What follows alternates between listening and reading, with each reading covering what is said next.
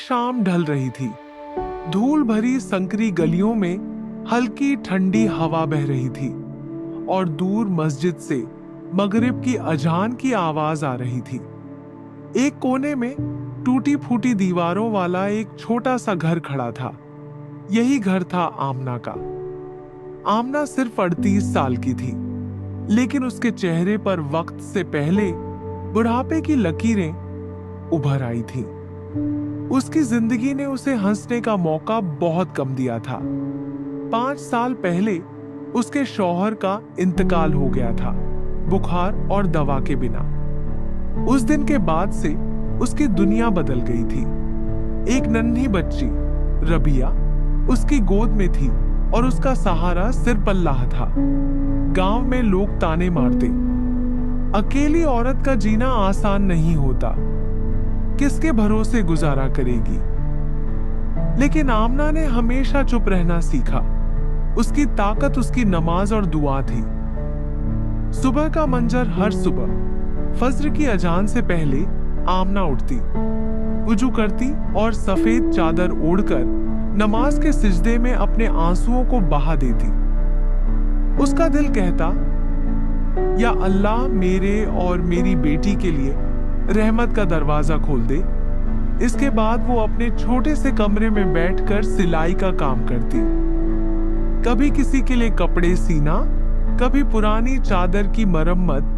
दिन में जितना कमाती उसी से शाम का खाना बनता। कभी कभी तो ये भी मुमकिन नहीं होता। मौसम का मोड़ सर्दियों की एक रात थी। ठंडी हवा घर की दरारों से अंदर घुस रही थी। रबिया को तेज बुखार था। आमना ने माथा छूकर देखा, शरीर तप रहा था। वो जल्दी से एक पुराना दुपट्टा लपेटकर डॉक्टर के पास जाने निकली, लेकिन डॉक्टर की फीस और दवा के पैसे उसके पास नहीं थे। वो एक एक घर गई, मदद मांगी, बहन अल्लाह के वास्ते बच्ची को बचा लो।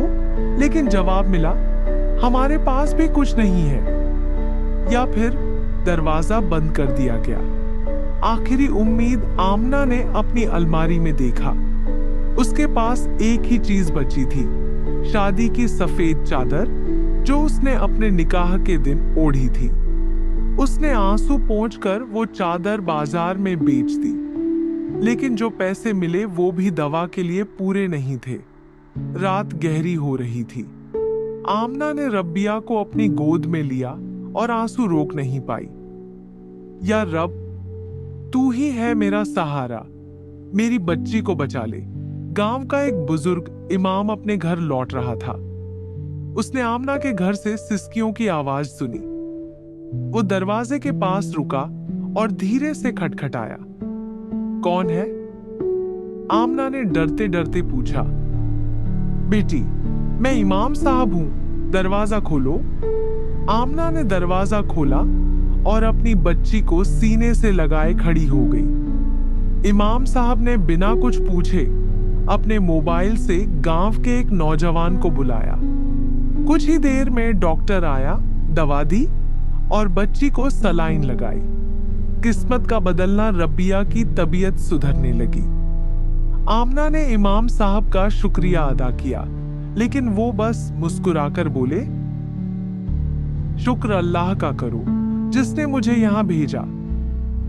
कुछ दिन बाद गांव के एक अमीर आदमी हाजी सलमान आमना से मिलने आए। उन्होंने कहा, बहन, मैं गांव में एक स्कूल खोलना चाहता हूं और मैं चाहता हूं कि तुम उसकी प्रिंसिपल बनो। आमना हैरान रह गई। मगर मैंने तो सिर्फ मिडिल स्कूल तक पढ़ाई की है। हाजी साहब ने जवाब दिया, इल्म सिर्फ किताबों से नहीं मिलता। तुम्हारे पास जो सब्र और हिम्मत है वो किसी डिग्री से नहीं मिल सकता। नई शुरुआत स्कूल खुला और आमना ने वहां पढ़ाना शुरू किया। उसने बच्चों को सिर्फ किताबें नहीं बल्कि जिंदगी के सबक भी सिखाए, सब्र, शुक्र और दुआ का असली मतलब। धीरे धीरे गांव के लोग जो पहले ताने मारते थे अब इज्जत से सलाम करने लगे। रबिया भी बड़ी होकर उसी स्कूल में पढ़ने लगी।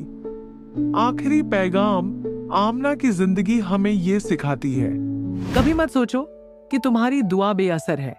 अल्लाह हमेशा सुन रहा है। हो सकता है जवाब देर से आए, लेकिन जब आता है तो पूरी जिंदगी बदल देता है। एक दुआ पूरी किस्मत बदल सकती है।